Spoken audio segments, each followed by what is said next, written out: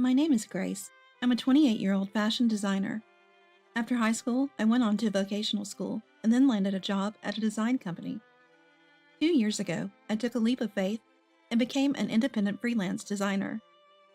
In the beginning, clients were hard to come by, but thankfully, we live in a convenient world nowadays.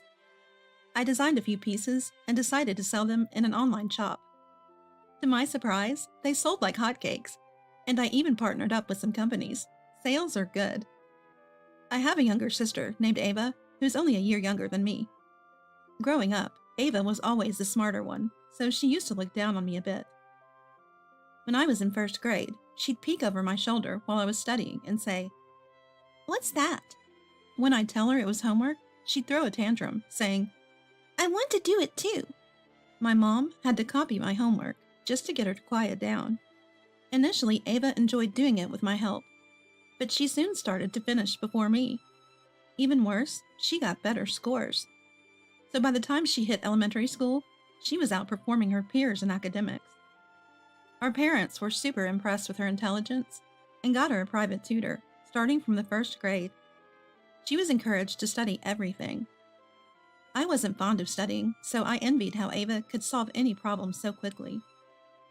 As for me, I was drawn to the crafts my mom and dad did as a hobby. So I'd spend time with her making little things, and I became really good with my hands. I was always an average student, grade-wise. Ava would always exclaim cheerfully, "Yay, I beat Grace!" whenever she saw my test scores. I felt belittled by her, even if she didn't mean it in that way, and it would bring me down every time. Despite all this, I still found her adorable when we were in elementary school.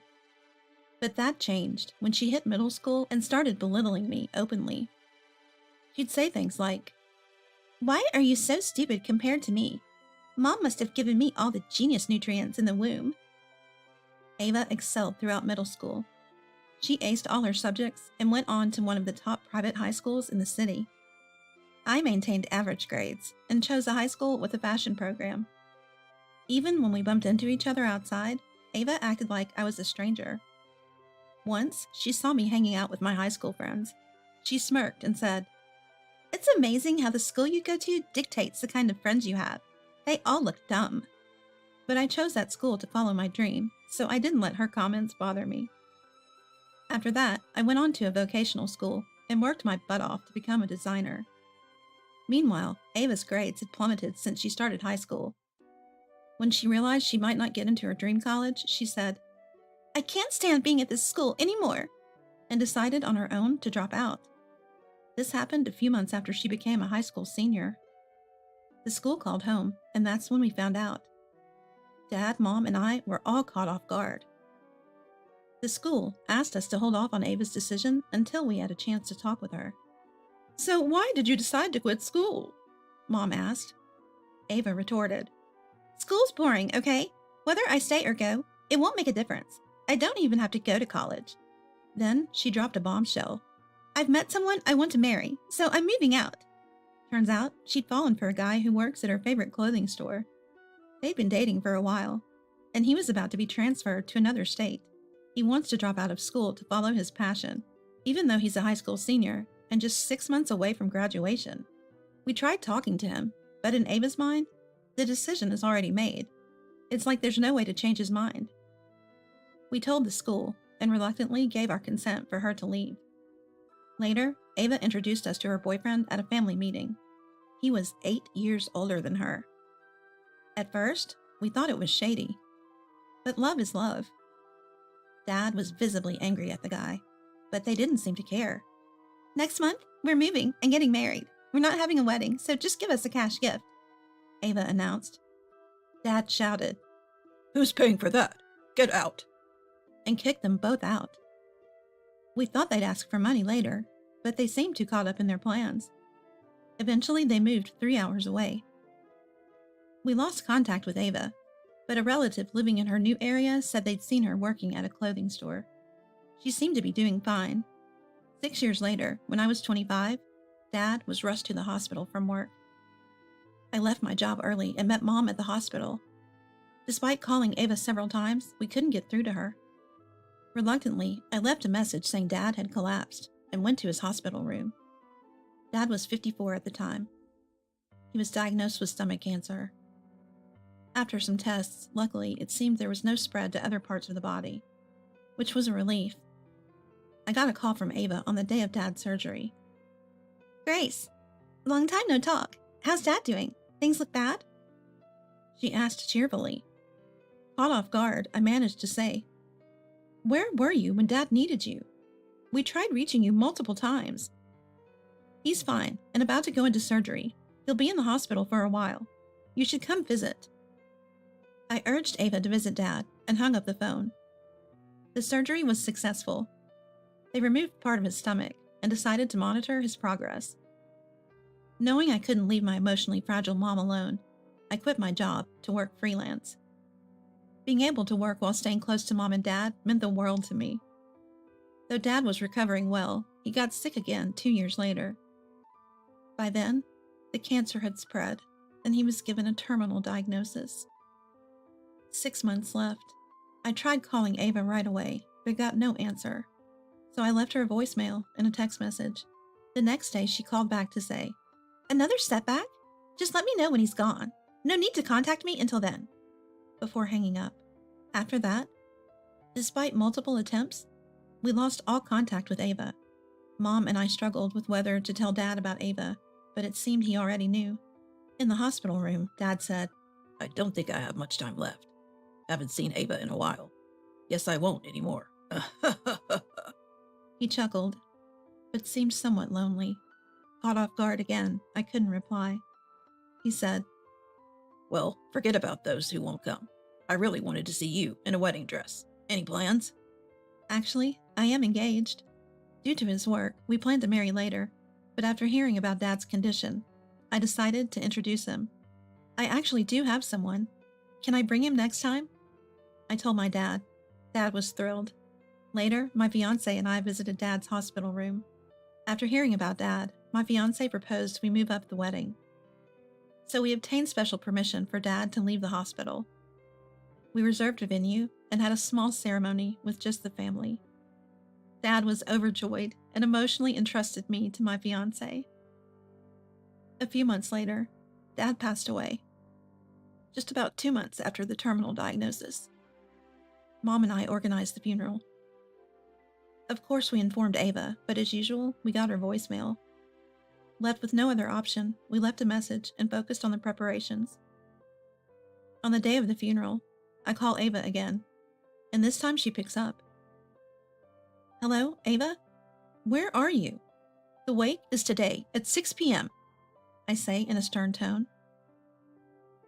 Grace, we're not going to the wake or the funeral. Ava replies, as if it's no big deal. What do you mean? Dad specifically asked that you attend his funeral when he gets to heaven. Did he? Well, we took some time off, so we're going on vacation for a week. Ava responds, laughing nonchalantly. I'm speechless at her unexpected words. What did you just say?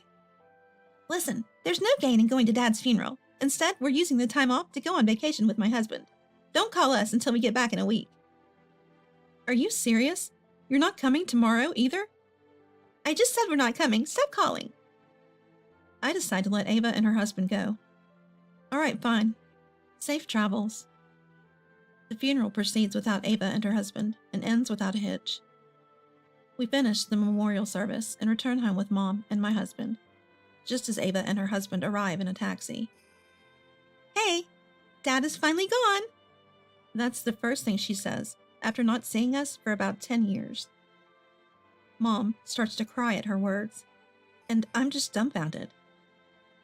I leave a sobbing Mom with my husband and sit down with Ava and her husband to talk. Got anything to drink? I'm thirsty. My brother-in-law immediately asks. My brother-in-law is actually 7 years older than me, so it feels a bit odd. Haven't seen this guy in about a decade.